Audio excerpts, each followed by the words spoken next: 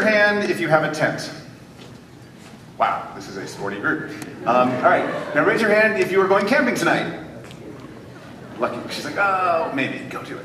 All right, so we have a lot of tents being set aside, sitting alone, lonely, not in the woods, not enjoying themselves, not being tents tonight.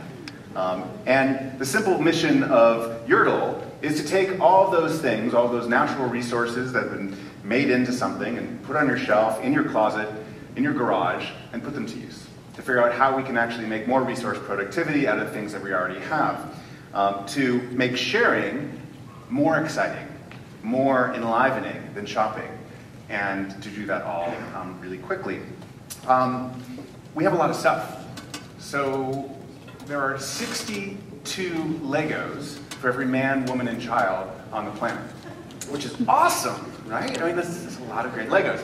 The problem is that Legos aren't moving around enough, and this is our challenge. Because those 62 Legos and lots of other things means that humanity takes about 60 billion tons of natural resources from the Earth every year, and that just isn't sustainable. So I want to talk a bit about the journey towards starting this, the design process for it, and hopefully engage you in this process of resource productivity, of making things move. This is an axolotl, a Mexican walking fish, and I've always been fascinated by natural creatures like this. I mean, it's kind of incredible, right? Yeah, I feel like it needs a round of applause on its own. All right, but it gets even better. If its arm gets stuck in a crevice and like it hurts, it grows back. Can you do that? Okay.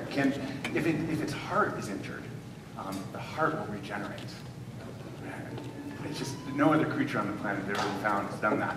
There are about 300 of these left in the wild in 2 Mexican lakes. And it just is a hint of the type of richness of biological diversity we have on this planet. 3 years ago, this week, the last wild jaguar in the United States was killed. Macho B. I love big cats, so I just find this emotional because it's gone. And not sort of gone, but gone. It was here and now it's gone. And when that happened, I just remember really clearly, something kind of snapped in me. And even though I've been working on these issues a long time, it just became really clear that the pace at which we're moving is not fast enough. And I think you all will agree with me with that. Despite what we're doing, it's not enough. So the challenge, I guess, I've set forward is how do we speed up? How do we do something faster? This is a Keystone Pipeline action that happened last month in front of the White House. Back in the background, you'll see Julian Bond, who's one of my heroes from the civil rights movement. And this belief that we have to start putting our bodies out in front because our words haven't worked.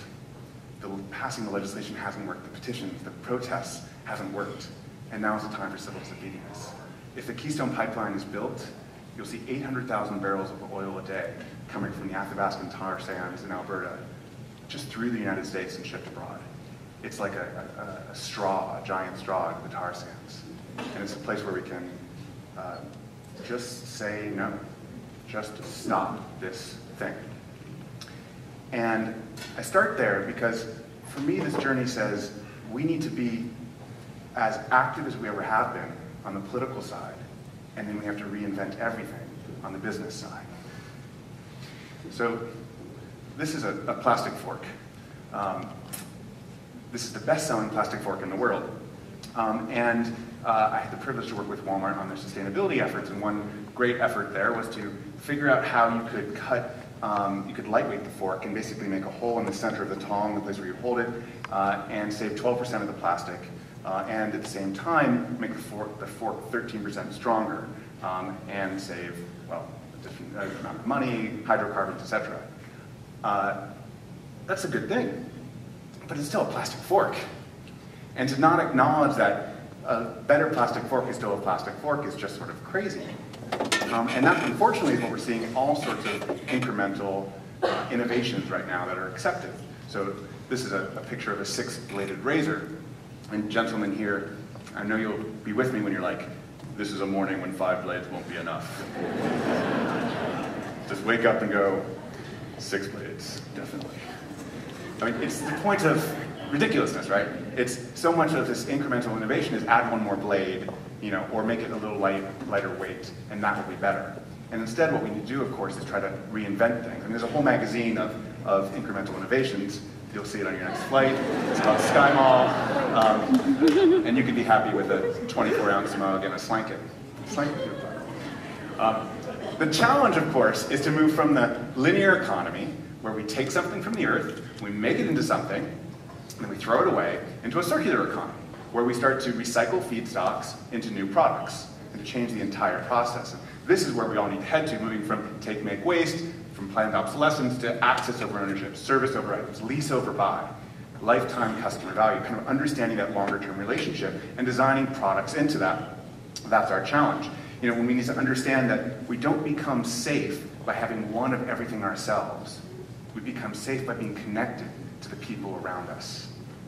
And that's the shift. That's the great shift that we're beginning to move towards. The question is, how do we get there? So on this journey, I went to India, to Dharavi. This is one of the largest slums in the world. It has some amazing things to teach us. This is where Slumdog Millionaire was filmed. You may know it from that. Huge sanitation challenges. I don't want to dress it up as anything that it's not. But it's also incredibly functional, entrepreneurial, and has some brilliant lessons for the rest of us who don't live there. This is Sabana and her family, some other kids from the neighborhood. And Sabana is part of a saving circle. The saving circle is a really interesting, fast-growing network of women, about 20 on a block, who save money each together. And the way it works is they get together with their friends, someone comes by and collects the money, and the next day someone else does, the next day someone else does, and they build assets together. They don't have any access to formal structure and finance, so they do it themselves. They have 3 simple principles. Save every day, so they make sure they save money every day. And Sabana, who has income of about $5 a day in her family, which is kind of okay, she saves about $2 a day. Now, can you think about saving, what's that, 40% of your take-home pay? It's pretty amazing, right? They believe in surveying their community, so among those 20 women and their families, they know what everyone makes. They know who's sick and who's healthy. They know what taxes you pay. They know everything about each other because they feel like that's their information. The government shouldn't have it, they need to know that. They know what each other owns too. And they all commit to spread the word. And this is really key. This is true variety, right? This has grown throughout Dharavi, and in fact across the world. This woman, Sheila Patel, who's the head of Slum Dwellers International, has helped take this idea across the world. It's in Mexico, it's in Kenya, it's in South Africa. It's a very simple idea of women coming together, building assets for themselves. So at the end of this visit, I was so impressed. I said, Sabana, this is so great. I love it. How can I help you do this? And she kind of laughed at me. She said, well, remember the third point? I said, yeah, spread the word. So your job is to save every day, serve your community, and spread the word. So we went back to San Francisco. And I came over to my friend's house and I said, we're going to do this. I'm going to come over to your house every day. And I'm going to take some money from you. And the next day, you'll come to me, and I want to know how much money you make. It didn't really work. Not too well. But you know, what we did find is that much like their community, where they also shared things like extra pots and pans for weddings, we have an over-accumulation of stuff. Self-storage in the United States has grown by 1,000% in the last 30 years. On Potrero Hill, not too far from here, the old Hostess factory where about 300 people used to work is now a self-storage facility. And if you just open your eyes, it's incredible how much storage we have. We spend a huge amount of time and effort just storing the things that we have. Hoarding is a rapidly growing condition in America. The American Psychiatric Association added hoarding to the DSM this year. And interestingly, hoarding, like obesity, reverse correlates to wealth. So this is not, having too much stuff is not just a challenge of the most wealthy in our society. This is something actually across at least the American society. And we all have things. So this is a coffee maker for my house, and it's really, my friends Shepard and Amanda gave it to me for my wedding, so I loved it. When the craft broke, I spent all this effort trying to find a new one, and then this thing, error 2, came up. I was like, okay, error 2. I hit the button, I unplugged it, I put it back on. I Googled it, and I finally somehow found an answer, which was, it is time to replace your coffee maker. Now, it's perfectly good. I don't know what an error 2 is. So as I was complaining about this on Facebook, my friend Kevin Arnold said, oh, I have a coffee maker. I'm not using it. Why don't you take it? That's my coffee maker now. It's perfectly good. Works great. And I got it from Kevin. So that's kind of nice. And that sort of begins to suggest that we actually have these connections already. The question is, how do we actually enliven them? How do we make them work? We got some people together. We did what we call a Hack-a-Surface Share-a-thon. Went up to Bolinas and there's a bunch of designers actually who were a part of it. And we sort of thought about this together. And I remember one designer, Yves Bahar, we were talking about the project, and then he said, I gotta go because I've got to get like an exterminator in my house. There's this huge beehive, right behind my house, and I gotta do something about it because it's threatening my kids. And I was thinking, God, I really want to get bees and collect honey. So he was like, they're yours. So I had the greatest adventure the next day. Have you ever caught a wild swarm of bees? It's awesome! For him, this terrible thing was this incredible, extreme, actually very mellow experience of collecting thousands of bees and bringing them over to my house. The point being is that we all have these sort of strange assets that sometimes we don't see as assets. His bees, his nightmare of bees, was my dream of bees. It's just trying to put those things together. This is my son Simon. We tried this out at a school. We went to their school and we said to fourth grade girls, pick 3 things that you have that you'd be willing to give to a friend. And they put all these things up on the board, from an American Girl doll to a Magic 8, etc. And they came and looked at them. And it was like Christmas. There was like a rush to it. Like, wow, look what I could get. And my daughter Mila, she first got the American Girl doll because she had always wanted an American Girl doll, and Sophie had 6 of them for some reason, so she got one, which was great. And then she just was looking at the back, because they wrote their names on the back of the pages, and she was looking at the back to see who did what, who had the American Girl, who had the, because she wanted to have something from Elise. She didn't really care what it was. Whatever Elise was putting, she wanted. Which sort of talks about the way that we acquire things, right? Sometimes we have an actual goal. I need to have the camping tent. And then you walk by and you go, s'mores would be nice. You just think about things and browse. That's how we shop. That's how we buy. From there we built Yerdle. And Yerdle is a very simple idea. It's a Facebook application. I'm a huge Facebook fan. Because Facebook actually has the first time that we can actually see these social networks out there.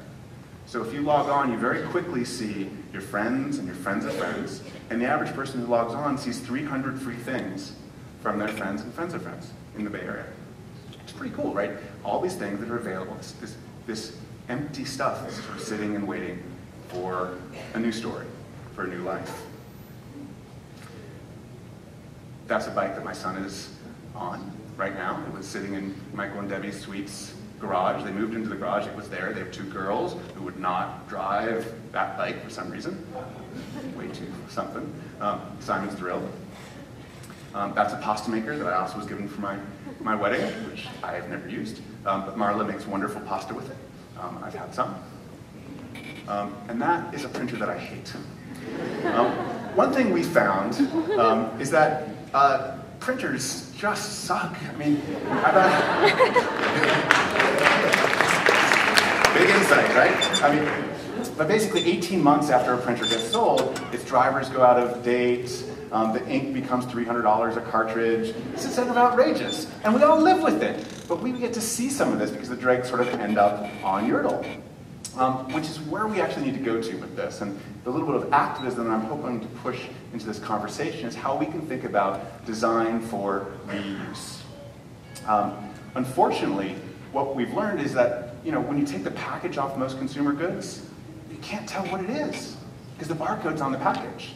So once the packaging goes away, it's hard to know what it is. But things aren't designed, of course, for durability. So after they're used, and people don't really think, oh, how would they go on to the next person? We don't have a post-acquisition item ID. So once the packaging is gone, we don't know what it is. We don't know the repair instructions. That finding out that error 2 wasn't actionable took me an hour, and then I couldn't do anything about it. The warranty is rarely transferable on a product once it comes out.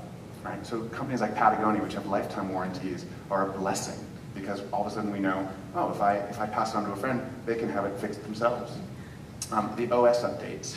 If it's a different operating system, different drivers, there should be a responsibility that retailers require of product manufacturers that they make things that can be upgraded and updated and keep through. And finally, we need to know how to clean something as it grows. If you're like me, you can get very depressed by some of the news. And actions like Keystone are going to be required throughout this next period of our lives. There's just, I wish I had a different solution, but we don't have one. And yet there is this vein of human generosity and spirit that exists, that we can tap into and move. So as I get sad about all that we're losing, I temper it with faith in this generous spirit of humans, and this belief that, in the end, people are pretty awesome. And if we can rely on that, then maybe we can share instead of shop.